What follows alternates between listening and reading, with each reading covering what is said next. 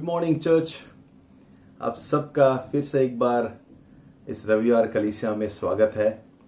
पूरी आशा करता हूँ आप ठीक है, सुरक्षित है, प्रभु के अनुग्रह में भले चंगे हैं, सिवाय उनके जो कुछ लोग बीमार हैं।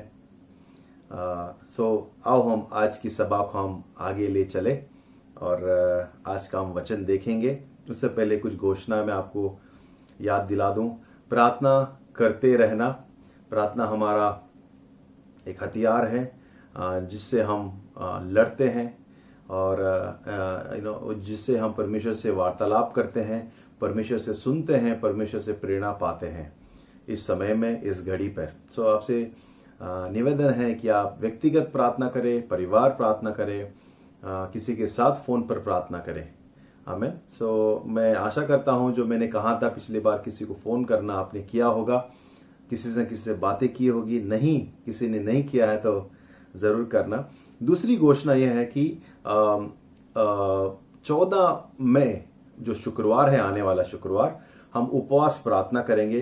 पूरी कलीसिया उपवास प्रार्थना करेंगे और हमारे भारत देश के लिए हम प्रार्थना करेंगे। 14 मई शुक्रवार, मैं आपको फिर से याद दिलाऊंगा ग्रुप पे। ये पूरे हमारे भारत देश के पूरे कलीसिया हम उपवास और प्रार्थना कर रहे हैं। अब पूरे कलीसिया एक होंगे और एक होकर हम प्रार्थना करेंगे। और जूम शाम को 7 से 8 बजे तक जूम मीटिंग होगा। वहां पर बहुत सारे लोग आकर साथ में प्रार्थना करेंगे। अगर आप जुड़ सकते हैं उस शाम को 7 और 8 के बीच में तो बहुत ही बढ़िया रहेगा। आमीन। तो वो एक अच्छी बात है। उपवास करके हम प्रार्थना भी करेंगे और अलग अलग देशों से, अलग अलग गांव से लोग जुड़ेंगे और हम साथ में प्रार्थना करेंगे। और एक मैं आपको याद दिला दूं, कुछ लोगों ने मुझे पूछ रहे थे कि हम दान दशमांश कैसे दें। तो इस घड़ी में आप लोग जो है, आप अपना जो प्रभु को अर्पण देना है आप जमा करके रख सकते हैं और जब कलीसिया खुले या फिर तब आप डालें, या फिर आप कोई जो बैंक ट्रांसफर करना चाहते हैं तो कलीसिया का जो अकाउंट और IFSC कोड है हम आपको उपलब्ध करा देंगे ताकि आप डायरेक्ट, आप जो कुछ लोग ट्रांसफर करते हैं तो आप वो कर सकते हैं। बैंक चालू है। और या फिर आप अगर देना चाहते हैं तो लॉकडाउन के बाद में जो सही तय समय पर आप प्रतीक्षा को फोन करके उसके हाथ में दे के वो कैसा आप दे सकते हैं। लेकिन सब कुछ मैं आप पे छोड़ता हूं और कैसे आपके लिए सही होगा। तो क्योंकि ये मुश्किल समय है, लेकिन आपका जो वचनबद्धता है प्रभु के प्रति वो भी आप करना चाहते हैं तो प्रभु आपको आशीष करे। और आप प्रतीक्षा को फोन कर सकते हैं ज्यादा जानकारी के लिए। आमीन। सो आओ हम आज का वचन देखें और प्रार्थना करके हम आगे बढ़ेंगे। स्वर्गीय परमेश्वर, धन्यवाद आज के दिन के लिए। प्रभु आप हमारे संग हैं, आप हमारा परमेश्वर हैं, आप हमारा प्रभु हैं। आपके रक्षण और बलवंत हाथों में हम सुरक्षित हैं, इसलिए धन्यवाद।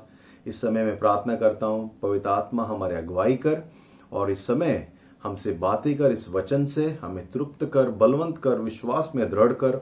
मैं प्रार्थना करता हूं मुझे आपकी पवित्र आत्मा से अगुवाई कर। जो सुन रहे हैं, देख रहे हैं, उन्हें भी आप पिता इस वचन से आप तृप्त करके मजबूत कर प्रभु, और विश्वास में निडर बना, यीशु मसीह के नाम से। आमीन। आमीन।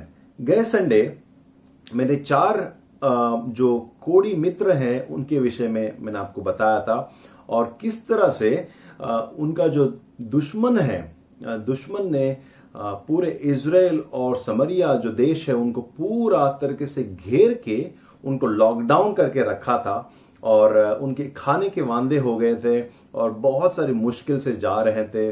तकलीफ से कोई खाना नहीं, कुछ नहीं उनको, और सब कुछ महंगा हो चुका था। एक तरीके से लॉकडाउन कर दिया था दुश्मन ने और उनके जो बाहर जाने का जो रास्ता है वहां पर डेरा डालकर बैठे थे और कभी भी हमला करने वाले थे। न खाने की सामग्री अंदर आ रही थी, न ये लोग बाहर जा पा रहे थे। और हमने देखा कि 4 जो कोढ़ी मित्र थे उन्होंने विश्वास का कदम लिया और वे लोगों ने आशीष देखा। और हमने ये देखा पिछले संडे कि किस तरह से जो विश्वास के कदम हैं वो हमारे जीवन में आशीष लाते हैं। और विश्वास के कदम से सिर्फ हमारे जीवन में नहीं, लेकिन दूसरों का भी जीवन में आशीष आ सकता है और हम आशीष का कारण बन सकते हैं। आमेन। जब हम विश्वास का कदम लेते हैं, परमेश्वर भी कदम लेता है। प्रभु का वचन कहता है तुम एक कदम लो, परमेश्वर 99 कदम लेकर हमारे पास आता है। आमेन। सो वो हम देखें। और आज मैं विश्वास के संदर्भ में ही आपको मैं आपका आज का वचन हम देखेंगे। आज का वचन का जो शीर्षक है वो है अपेक्षित होना अनपेक्षित घड़ी में, यानी कि expecting at unexpected times. Expecting अपेक्षा करना, अपेक्षित होना अनपेक्षित घड़ी में। आमेन। और बाइबल जो है बहुत सारे चीज हमें अपेक्षा के विषय में सिखाती है। इस जो समय हम गुजर रहे हैं, मुझे लगा कि ये वचन हमें प्रोत्साहन लेकर आएगा। हमें पता है इन दिनों में जो डर है वो माहौल है, कोरोना का डर है सब जगह कि कौन अगला कौन है, या मुझे हो जाएगा क्या, या मेरे परिवार में कोई है क्या। और ये सब डर हमें पकड़े हुए हैं, जकड़े हुए हैं। कहीं ना कहीं कभी न कभी ये डर हमारे मन में, सबके मन में आता है। लेकिन प्रभु यीशु का एक वादा है कि वो कभी छोड़ेगा नहीं, कभी त्यागेगा नहीं। परमेश्वर हमें सुरक्षित करेगा। कोई परवाह नहीं, कुछ भी हो जाए, प्रभु हमारी रक्षा करेगा। पिछले साल 2020 में प्रभु का वचन आया था कि मैं तुम्हें रक्षण करूंगा, और उसने उसका वादा पूरा किया। 2020 कि हम परिवारों में से कोई बीमार नहीं गिरा, किसी को कोरोना नहीं हुआ। हम सुने यहां वहां उसको हो गया, इसको हो गया, हमने मौत की खबर सुनी, दुखद खबर सुनी। लेकिन जो उसने वादा दिया था भजन संगीत 91 में, साम 91 में उसने कहा था कि तुम्हारे दाएं और बाएं बहुत लोग गिरेंगे लेकिन तुझ तक कोई हानि नहीं पहुंचेगी। परमेश्वर ने जो है उसका वादा पूरा किया है, और प्रभु उसका वादा इस साल भी पूरा करेगा। आमेन।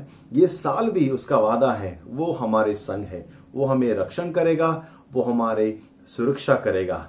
और प्रभु का वादा है कि वो, उसका वचन कहता है कि आकाश और पृथ्वी टल जाएगी लेकिन उसके वादे कभी टलेगा नहीं। आमेन। तो परमेश्वर के वादों को हम पकड़े रहेंगे। वो अपने वादा पूरा करता है, वो मनुष्य नहीं कि झूठ बोले। वो परमेश्वर है, उसका वादा है, वो हमारे संग रहेगा। अगर कोई कोरोना में फंस भी गया है, कोई कोरोना से बीमार भी है, हाँ हमारे कलीसिया में कुछ लोग हैं अभी भी, लेकिन तो भी परमेश्वर वो मौत के मुंह से निकालेगा। आमेन। परमेश्वर सही टाइमिंग का परमेश्वर है, वो सही समय पर सही कार्य करता है। आमेन। सो हम उसको उसके हाथ में हम दे देंगे, और हम विश्वास करते हुए अपेक्षित होकर जीवन में आगे बढ़ेंगे। आमेन।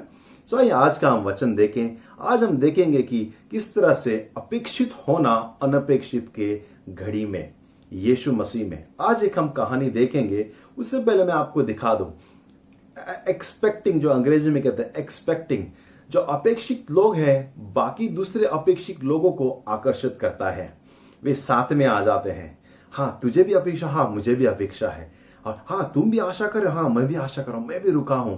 और इस तरह से अपेक्षित लोग एक दूसरे को आकर्षित करते हैं। हम कहानी देखते हैं बाइबल में, हम देखते हैं यीशु मसीह की मां मरियम, जब वो जवान लड़की थी, उसको कोई अपेक्षा नहीं था। अनपेक्षित कार्य उसके जीवन में हुआ। जवान लड़की जवान हो रही है, अभी बढ़ रही है, लेकिन परमेश्वर अनपेक्षित कार्य करता है, अनएक्सपेक्टेड कार्य करता है उसके जीवन में, और वो चौकित हो जाती है, वो चौंक जाती है, और वो सोच में पड़ जाती है, क्योंकि वो इस चीज की अपेक्षा नहीं किया था कि परमेश्वर उसे चुनेगा कि उद्धारकर्ता उसके द्वारा इस पृथ्वी पर मनुष्य का रूप धारण करके आ पाए। उसकी जो कजन है, उसके जो बहन है इलिजाबेथ, वो उम्र में बहुत हो गई थी और उनके कोई बच्चे नहीं थे, और यूहन्ना बपतिस्मा दाता उनके द्वारा आया, और वे उम्र, उसकी बच्चे होने की उम्र गुजर गई थी, और स्वर्गदूत आकर कहता है तुम मां बनोगी और तुम्हारे द्वारा एक मनुष्य पैदा होगा, यूहन्ना बपतिस्मा, जो पर सुधारकर्ता का मार्ग सीधा करेगा। वे लोग भी चौंक गए, उसका पति भी चौंक गया, क्योंकि ये अपेक्षित था, ये अनएक्सपेक्टेड था कि वे इसकी अपेक्षा नहीं कर रहे थे। और कई सारी कहानियां हम बाइबल में देखते हैं। तो आइए हम आज हम कहानियां देखें। एक कहानी देखें जो प्रेरित के अध्याय 3 1 से 10 मैं पढ़ूंगा। अच्छा रहेगा आप भी मेरे साथ बाइबल खोल के पढ़े या फिर स्क्रीन पे मेरे साथ पढ़े। प्रेरित के कार्य 3 1 से 10 हम पढ़ेंगे। पतरस और यूहन्ना तीसरे पहर प्रार्थना के समय मंदिर में जा रहे थे और लोग एक जन के लंगड़े को ला रहे थे, जिसको वे प्रतिदिन मंदिर के उस द्वार पर जो सुंदर कहलाता है बैठा देते थे। वह मंदिर में जाने वालों से भीख मांगे।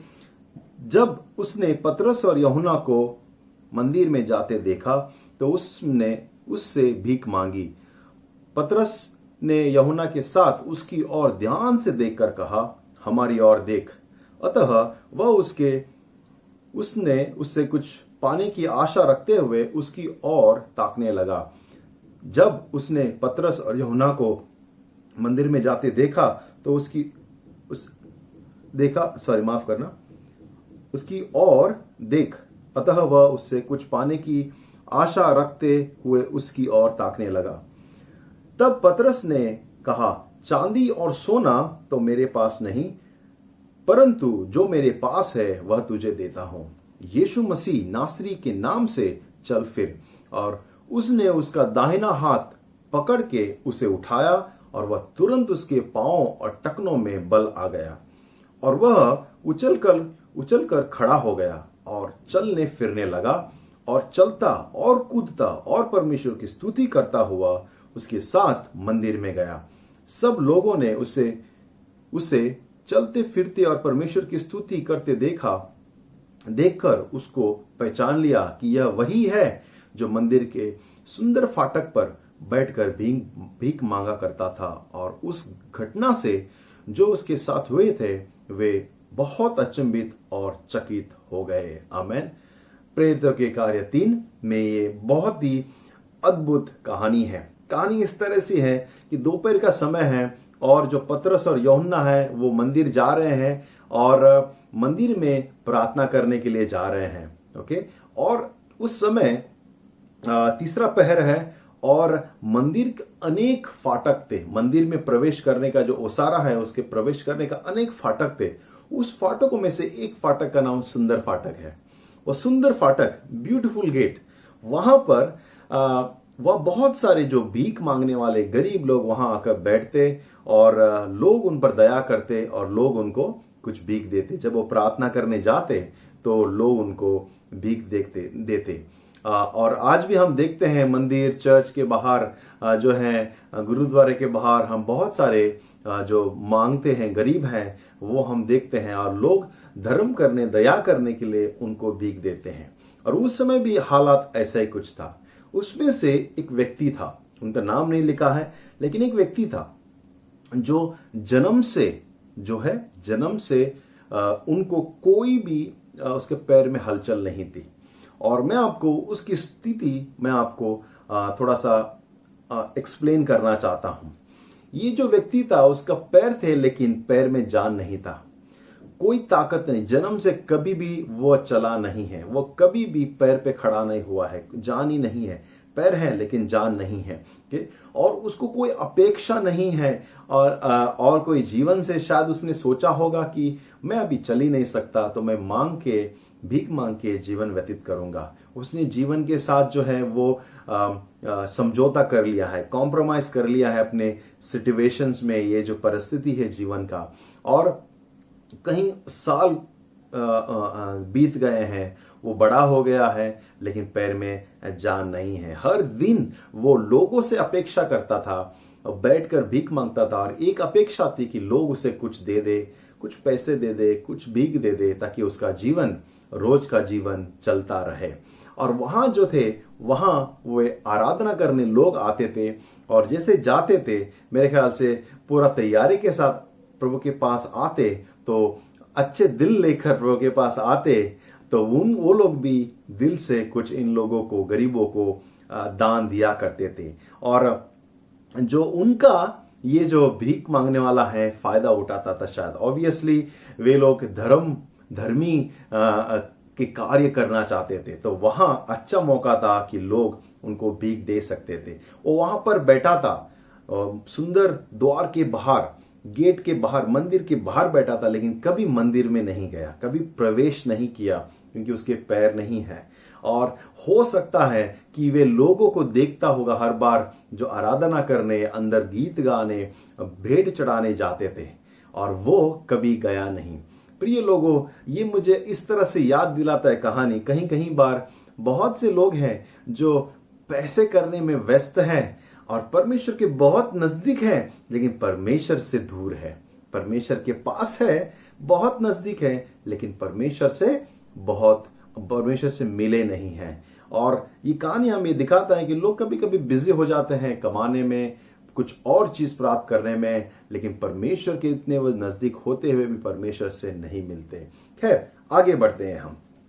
फिर हम देखते हैं कि पतरस और यूहन्ना जो है दोपहर में प्रार्थना करने जा रहे हैं, और जैसे ही जाते हैं वो देखते हैं कि ये व्यक्ति वहां पर है। वे दोपहर में प्रार्थना करने जा रहे हैं पूरी तैयारी के साथ में, और वो देखते हैं कि ये व्यक्ति जो भीख मांगने वाला व्यक्ति है उसको आशा से, अपेक्षा से देख रहा है, और वह मुड़ता है उनकी ओर मुड़ता है और देखता है कि एक व्यक्ति उसकी ओर देख रहा है। वो देखा कि व्यक्ति उनकी ओर टकटकाते हुए, आशा से भरकर कुछ मिलेगा करके अपेक्षा से देख रहे। ये अपेक्षा कि उससे वो कुछ पैसे मिल जाएंगे और कुछ उसका गुजारा हो जाएगा। इस समय उनका उस व्यक्ति का अपेक्षा बढ़ गया है। ओके, अपेक्षा बढ़ गया है कि कुछ उसे मिलेगा, लेकिन अब तक वो चला नहीं है, और कोई अपेक्षा नहीं कि कुछ और होगा उसके जीवन में। लेकिन तुरंत हम देखते हैं वहां पे एक चमत्कार होता है। जो पतरस है वो कहता है, देख मेरी ओर, और वह व्यक्ति उसकी ओर देखता है और कहता है कि मेरे पास न सोना है न चांदी है, लेकिन मेरे पास जो है मैं उसे देता हूं। और क्या कहता है? यीशु मसीह के नाम से उठ और चल फिर। और वो हाथ को पकड़ के उसे उठाता है, और वचन कहता है प्रिय लोगों, वो उछल पड़ता है, वो कूद पड़ता है अपने पैरों पर, उस पैर पे जो उसने 40 साल कभी खड़ा नहीं हुआ, कभी चला नहीं, उसमें जान आ जाता है। और वह पहली बार अनपेक्षित कार्य उसके जीवन में होता है। इसकी वो अपेक्षा नहीं किया था कि वो चलेगा, इसकी अपेक्षा नहीं किया था कि वो चंगा हो जाएगा और वह अपने पैर पे एक दिन खड़ा हो जाएगा। लेकिन चमत्कार उस दिन हुआ उसके साथ कि वह खड़ा हो गया, और पतरस यीशु मसीह के नाम से वो कहता है कि तू उठ और खड़े हो जा और चल। मेरे ख्याल से कभी भी उसने सपने में भी नहीं देखा, सोचा होगा कि वो ठीक होगा, और उस समय बड़ा चमत्कार होता है जो उसने अपेक्षा नहीं की थी। किसी और की अपेक्षा किया था उसने, लेकिन कुछ और उसे मिला, उससे बढ़कर उसे मिला। उससे दिन भर की रोटी के लिए मांग रहा था, लेकिन उसका जीवन परिवर्तन हो गया। लेकिन आपको मैं और एक चीज बताता हूं कि वो व्यक्ति जो थे, जो मनुष्य है, जो है आपके पास, आप वही दे सकते हैं। मैं पतरस और यूहन्ना के विषय में कह रहा हूं, जो आपके पास है आप वही दे सकते हैं। और उस समय पतरस और यूहन्ना के पास यीशु मसीह था, उनके पास यीशु मसीह था, जीवन देने वाला था। न पैसे था न चांदी था, इससे बढ़कर उनके पास बहुमूल्य चीज था, वो था परमेश्वर यीशु मसीह। और वो कहता है कि यीशु मसीह के नाम से मैं तुम्हें कहता हूं कि उठ और फिर। उस दिन एक बड़ा चमत्कार हो गया। सिर्फ यही नहीं कि उसके पैर में जान आ गई, टखनों में, घुटनों में ताकत आ गई, लेकिन वो चमत्कार यह था कि उसको प्रभु यीशु मसीह मिल गया, उनका जीवन बदल गया। उसने जो अपेक्षा नहीं की थी वो चीज उसे मिल गया। वो उछल पड़ा, वो शायद पहली बार पैर पे खड़ा होकर कैसा महसूस कर रहा, देख रहा होगा। चलने को शुरू किया, 2 कदम लिए, 3 कदम लिए, फिर दौड़ने लगा, फिर कूदने लगा और परमेश्वर की स्तुति करने लगा, जोर जोर से स्तुति करने लगा, महिमा करने लगा, क्योंकि पहली बार उसने अपने पैर पे खड़ा हुआ था। अनपेक्षित कार्य उसके जीवन में हुआ था। वो सरप्राइज था उसके लिए, एक बड़ा चमत्कार था। और वो कूद कर आराधना करने लगा, वो कूद कर परमेश्वर की महिमा गाने लगा। आमेन, हालेलुया। और ये देखकर हम देखते हैं इस कहानी में बहुत से लोग जमा हो जाते हैं, बहुत से लोग मिलते हैं और उस व्यक्ति को अंदर पहली बार जो है पहली बार जो है वो मंदिर में जाता है और पहली बार जाकर परमेश्वर से आराधना करता है, स्तुति गाता है, कूद रहा है और नाच रहा है। पहली बार जाकर परमेश्वर को धन्यवाद देता है। वो पहली बार लोगों के साथ जाकर मंदिर में प्रवेश करता है। पहली बार परमेश्वर के पास वो आता है। प्रिय लोगों, मैं आपको बताना चाहता हूं कि पतरस और यूहन्ना ने क्या दिया उस व्यक्ति को? पैर नहीं, यीशु मसीह दिया। यीशु मसीह जो उसका जीवन बदल दिया, क्योंकि उनके पास यीशु मसीह था। इस समय पर मैं आपको बताना चाहता हूं कि आपके और हमारे पास सबसे बढ़कर चीज है। वचन कहता है हम में जो है वो संसार में जो है उससे बढ़कर है। यीशु मसीह का लहू, यीशु मसीह का प्रेम, यीशु मसीह की उपस्थिति, प्रभु ने हमें बदला है और प्रभु चाहता है कि हमारे पास जो है हम दूसरों को दे दें। जो है वही हम दे सकते हैं। अगर यीशु मसीह को हम दूसरों को नहीं दे सकते तो सचमुच हो सकता है प्रभु हमारे बीच में है ही नहीं।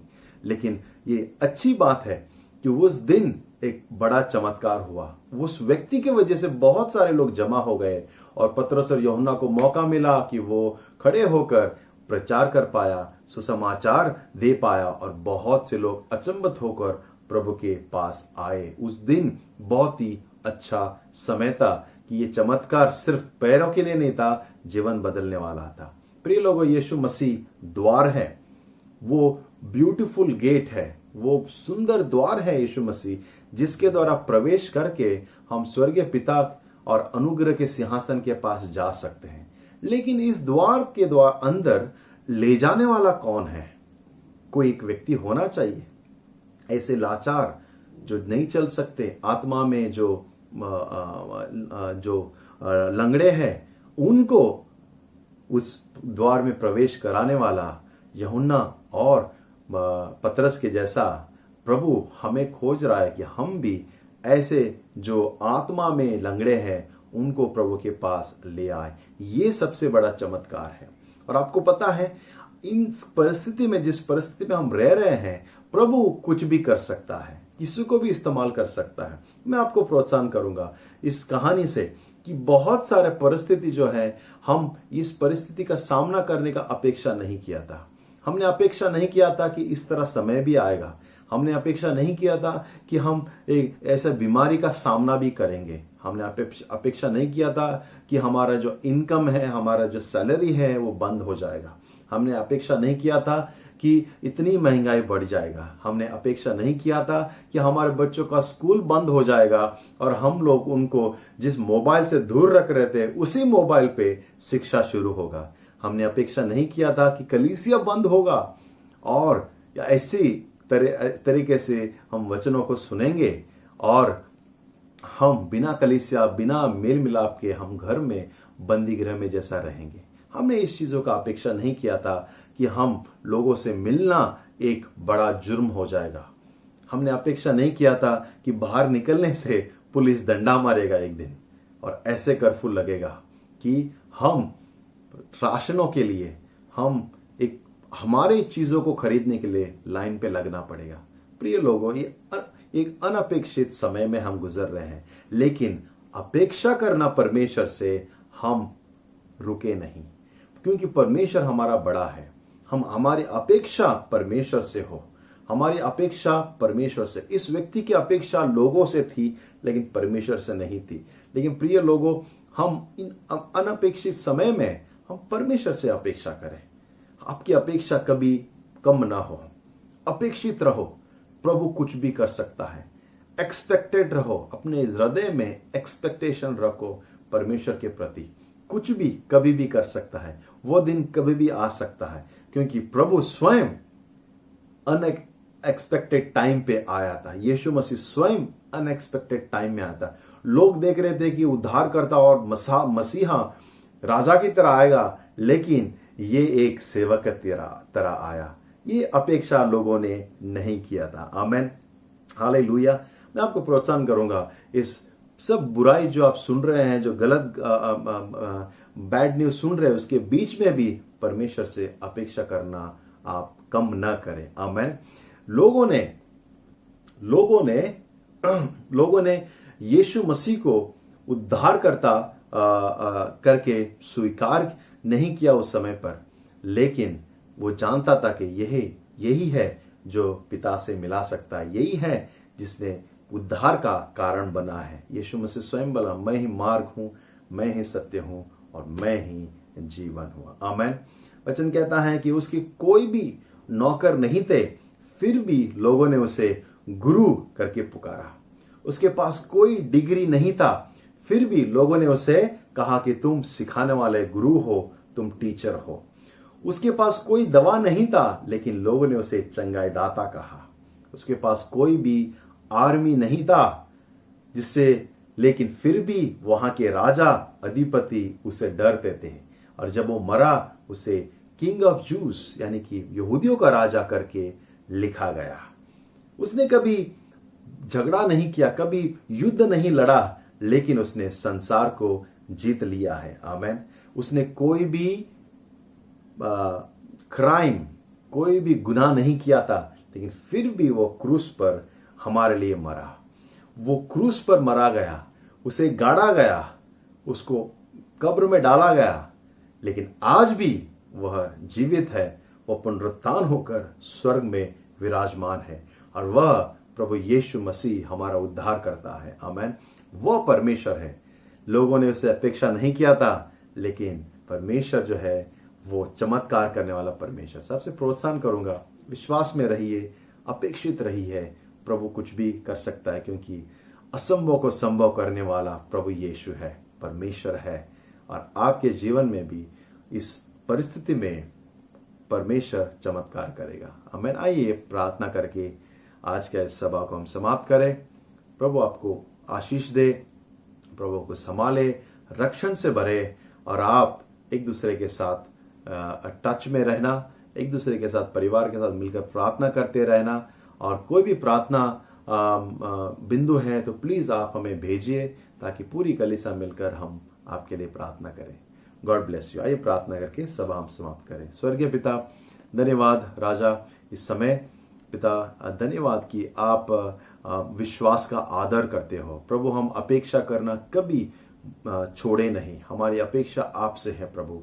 ये जो घड़ी है अनपेक्षित घड़ी में प्रभु हम अपेक्षा आपसे करते हैं, किसी सरकार, किसी दवा या किसी व्यक्ति पर नहीं, हमारी अपेक्षा आपसे है प्रभु। सिर्फ और सिर्फ आप ही हमें बचा सकते हो, आप ही हमें आशीष कर सकते हो। अनुग्रह दे हम सबको, पूरे हमारे भाई बहनों को, हम सबको, हमारी मंडली को आपका आशीष हमेशा रहे, यीशु मसीह के नाम से। आमीन। God bless you.